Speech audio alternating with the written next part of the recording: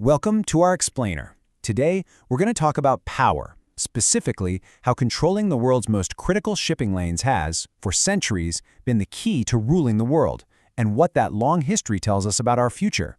And to do that, we're not going to start in the past.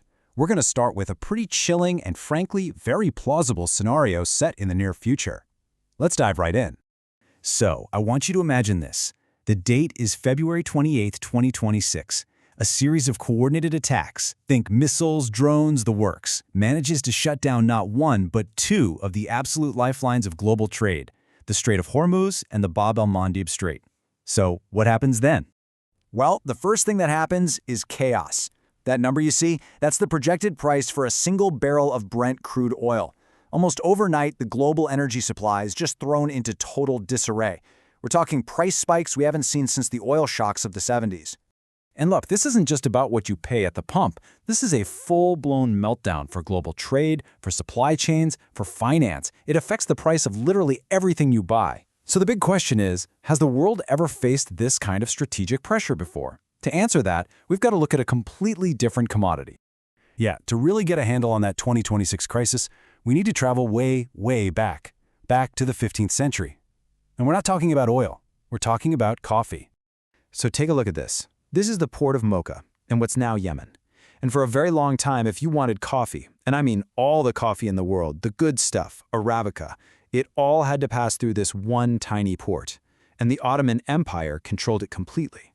Mocha was the perfect example of a strategic choke point. And think about the genius of this. The Ottomans didn't have to control every single coffee farm. Nope, they just had to control this one exit. And by doing that, they controlled the entire global trade. It was brutally simple and incredibly effective. It's a simple and powerful rule, right? By holding the keys to the only port, the Ottoman Empire effectively held the entire world's coffee supply hostage. This gave them just immense wealth, and with it, huge geopolitical power. If you wanted those beans, you had to play by their rules and pay their price. But here's the thing about any system that depends on a single point of failure, it's incredibly fragile. You're just asking for trouble. And that brings us to the absolutely brilliant strategy someone came up with to break this monopoly. You see, the Dutch, through their game-changing Dutch East India Company, the VOC, they got tired of playing by the Ottomans' rules. So in 1616, they pulled off this incredible act of, well, industrial espionage. They managed to smuggle a few live coffee seedlings out of Mocha. And that one single act, that was the beginning of the end. And this slide, right here, this is the whole story in a nutshell. It's about two completely different ways of thinking. The Ottomans were all about defense, build a bigger wall, guard the choke point. But the Dutch, they did something far smarter. They took those seedlings and created a totally new coffee source in Java, Indonesia.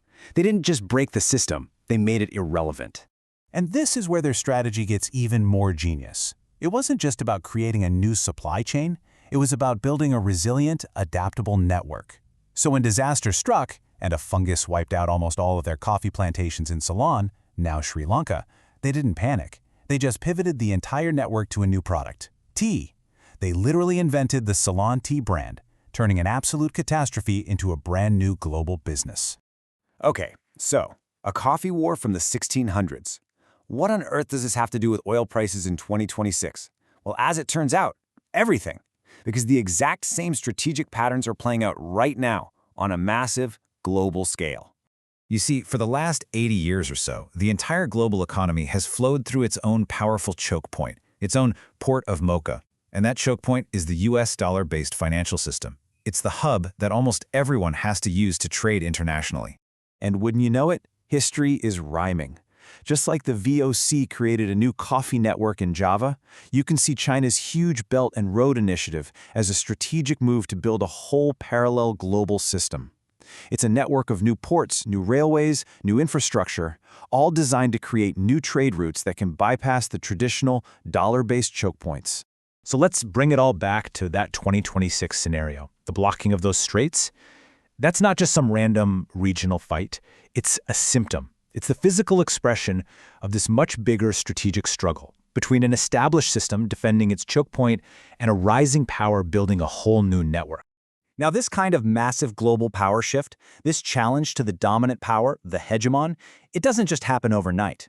In fact, our source material suggests there's a predictable pattern to it all, a process with 5 distinct stages. So here are the 5 stages. It all starts with stage 1, burden sharing, which is really just a fancy way of saying it gets really, really expensive to be the world's superpower. Then, in stage 2, allies start contributing less, so the hegemon has to act more on its own. That often leads to stage 3, intense political fights at home. Stage 4, this is where things get physical. You start to see a real separation of trade networks, a dollar world and a non-dollar world. And stage 5, well, that's where the outcome of this whole transition is decided. And all of this leaves us with one final crucial question. Remember, the coffee monopoly of Mocha, it took decades to fall, even after the Dutch bypassed its choke point. So what we're witnessing today isn't necessarily the end of an era, but maybe, just maybe, it's the world waking up to the staggering, rising cost of maintaining it. And that is a story that is still very much being written.